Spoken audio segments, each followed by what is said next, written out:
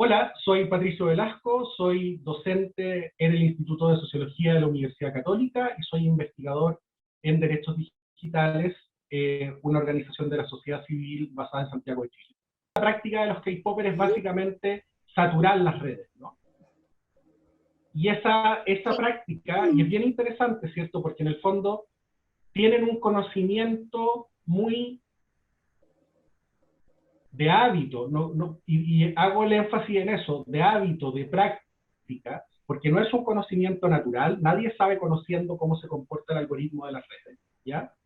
Pero sí es un conocimiento que han adquirido a partir de esta práctica, de que saben de que numéricamente, ¿cierto?, son, digamos, una comunidad que opera más o menos globalmente, y en razón de ello, saben que pueden movilizar contenidos que irriten, por así decir, a los indicadores de estas plataformas. ¿Ya?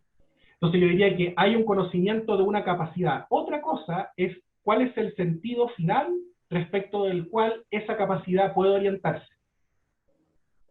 Y ahí es donde yo creo que tenemos que establecer la distinción clara, ¿no? O sea, los K-popers podrían llenar, ¿cierto?, los hashtags todos los días si quisieran.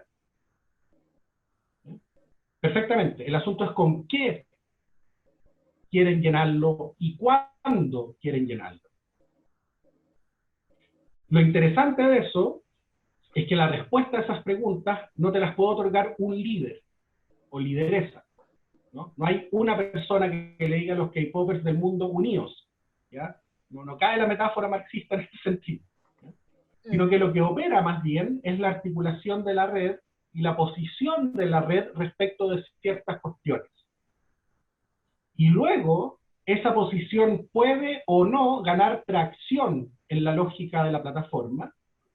Y ganar tracción aquí no significa otra cosa que ganar, digámoslo así, difusión a través de estas herramientas que, como les digo, son cuantificables y por ende afectan cómo opera el propio algoritmo. Y esa es la gracia que tiene esta gente, saben cómo opera el algoritmo. Lo primero que me parece importante, ¿cierto?, es que, por lo general, tenemos que comprender que la lógica de los movimientos sociales es una lógica que se comprende a partir de un horizonte numérico, ¿ya? No es lo mismo que tú hagas una protesta donde participen 10 personas a que hagas una protesta donde participen 10.000 personas, ¿ya?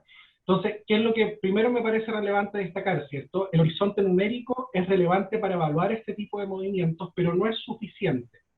Okay. Porque por lo general, además de este horizonte numérico, cuando hablamos por lo general de una lógica activista, es que estamos hablando de algún programa de acción, ya sea respecto de alguna situación en particular. Por ejemplo, ¿cierto?, uno de los casos que me acuerdo que aparecen en el texto que ustedes referían es el movimiento Chao Pescado, que fue un movimiento muy emergente, que aconteció rápidamente a través de Twitter, y que se tradujo en movilizaciones en la calle, si mal no recuerdo el año 2011, para detener la construcción de una central termoeléctrica, creo, cerca de una playa en el norte, y que iba a tener afectaciones sobre la comunidad, o sea, sobre digámoslo así, el hábitat de los delfines, ¿ya? ¿Por qué hago este punto, cierto? Porque no es solamente coordinar, movilizar y traducir esa movilización algunas veces en la calle, cuando se podía, sino también que requerimos contar con una orientación de sentido. ¿Por qué? ¿Para qué? ¿Cuál es la finalidad de esta acción? ¿No? Entonces, digo estas dos cosas, ¿no? Por un lado, la cuestión numérica, por otro lado, la cuestión estrictamente de orientación de sentido de la acción, que podríamos llamar. ¿Qué es lo que pasa? Lo que pasa, diría yo, con las plataformas, es que la cuestión respecto a el establecimiento de un peso numérico es muy fácilmente accesible, ¿sí? Tú puedes configurar, o sea, más allá del número que movilicen, ¿no? Es muy fácil saber cuánta gente está discutiendo este tweet, cuántos RT tuvo, cuánta circulación y cuántas veces se replicó un mensaje a través de Instagram, por ejemplo.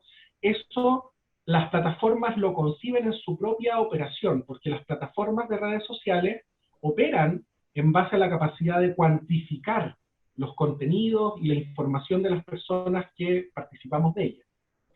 Entonces, En redes sociales tenemos la posibilidad de cuantificar de una forma mucho más exacta de la que podemos tener en el horizonte de la calle, ¿no? Acuérdense ustedes que en las protestas está siempre la discusión respecto de cuánta gente asiste, cuál es el conteo de carabineros, cuál es el conteo de los manifestantes.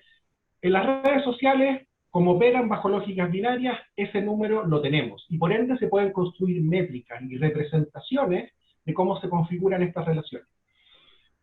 Eso que es propio de las plataformas y de las redes, no resuelve el problema respecto de la cuestión del sentido de la acción, ¿ya? Entonces yo creo que lo que hay que tratar de enfocarse para categorizar, ¿cierto?, una actividad de movilización y de coordinación, y poder efectivamente tipologizarla, por así decir, como una acción activista en términos políticos, es tratar de apuntar a cuál es el sentido, ¿cierto?, específico que busca esa acción, ¿no? Y ahí es donde tenemos que empezar a hacer diferencias que son cada vez más finas, digamos.